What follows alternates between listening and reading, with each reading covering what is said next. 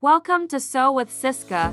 Today I will show you how to cut a female trouser using the freehand method. Okay, first draw your starting line, and then from there you take your trouser length, you mark it out, and also add your sewing allowance. I use 2 inches for sewing allowance, and you draw a straight line across. To get your crouch length, you divide your hips into 4 and mark it there, mark a straight line. Afterwards, to get your knee length from your crouch length to your original length and not the allowance to the original length, you divide it into 2. When you divide it into 2, you go up by 1.5 or 2 inches.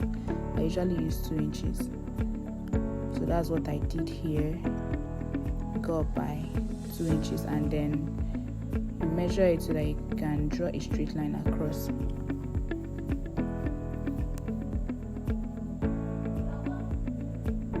This method is very simple and easy, and you have a perfect trouser fit. I've tried it for plus size and even slim people, and it comes out well. So after that, now you take your lap measurement divided by 2 and you mark it. So for you to get, you're supposed to come in by 2 inches or 2.5 inches. For you to get the number you are supposed to come in by, you divide your hips into 4. Whatever it gives you, you now mark it in. So your hips divide your hips into 20, not 4. Divide your hips into 20. Whatever it gives you, you now mark it in. So that's what I did there. And then from that point, you measure it and then mark it up. I don't know if you understand. You can go back and watch what I did.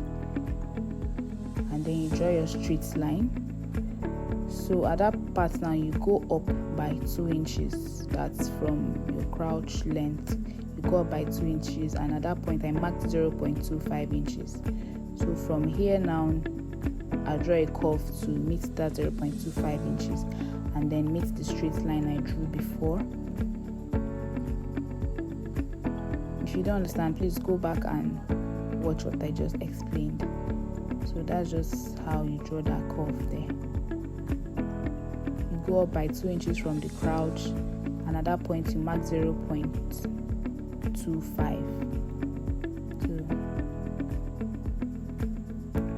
Mark 0.25 and draw your curve line to meet the straight line. So after that, on your lap, you divide your lap into 2 and you mark it there. So whatever you have from there, measure it to the end of your fabric. Mind you, the fabric is folded into 2 on a straight line, and you measure the same thing there. You mark it on the knee and also mark it on your trouser length and your allowance.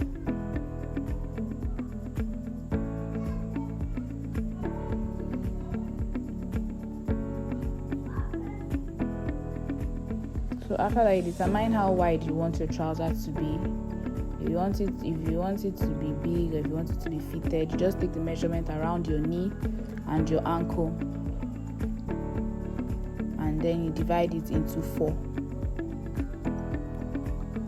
So for this one, I used I think 22. So 22 divided into 4 is 5.5. So I'll mark 5.5 from the order. I'll place it on that line I marked before. I'll place it on the line I marked before and now mark on both sides. Okay, I think I decided to use 12 here.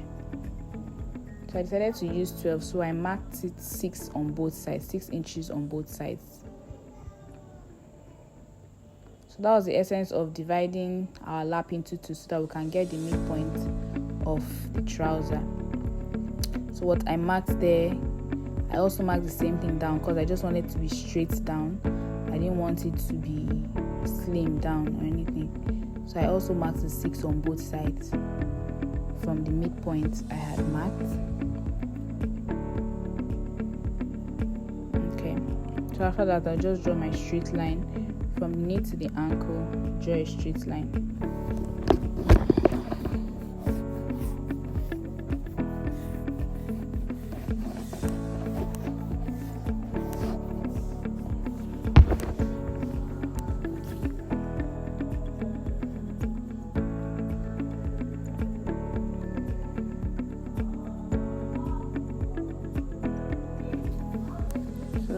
my hip curve to do this other part. That's from the crouch length now into the knee. If you don't have a hip curve, you can use your free hand just to do it, but it has to be curvy and not straight. Like so. I'll do the same thing to the other side of the trouser.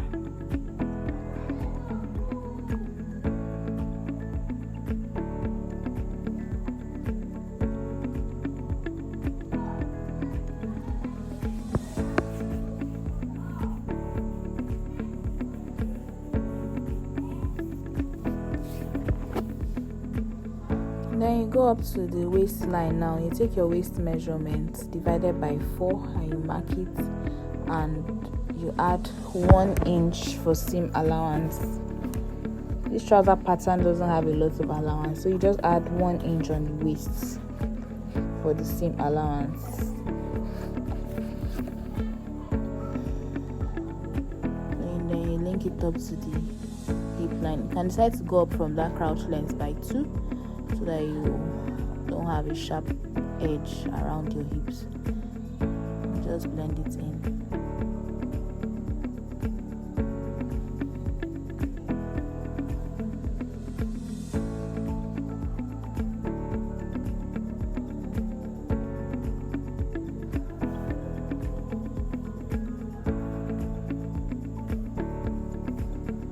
So after that, I cut it out.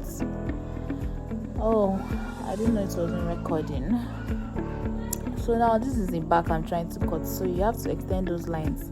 Your crouch line, your knee line, your trouser length, and your allowance line. So you extend it. The fabric is still folded into 2 here.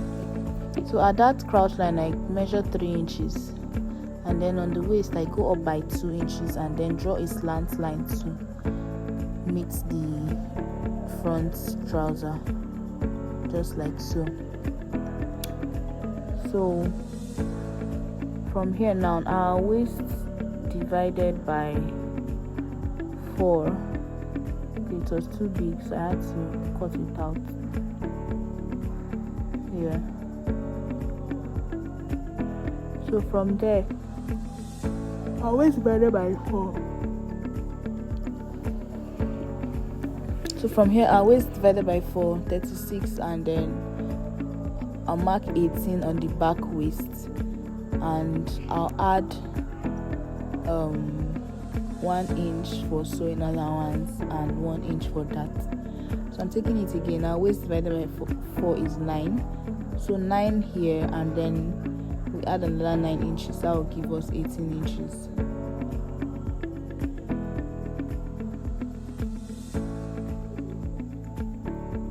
So if your waist is, let's say, 28, at that first point you have 7 inches there, and then when you go to the back you have 14 inches. You mark it, then you add 1 inch for your dart and 1 inch for joining allowance. So you just make a curve to meet that 3 inches on the crouch line. So in trousers, the allowances are usually added to the back pattern and not the front pattern.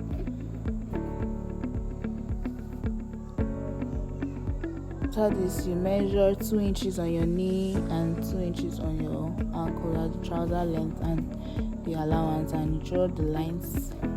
You connect the points together, and your trouser is ready. You can then cut it off and sew.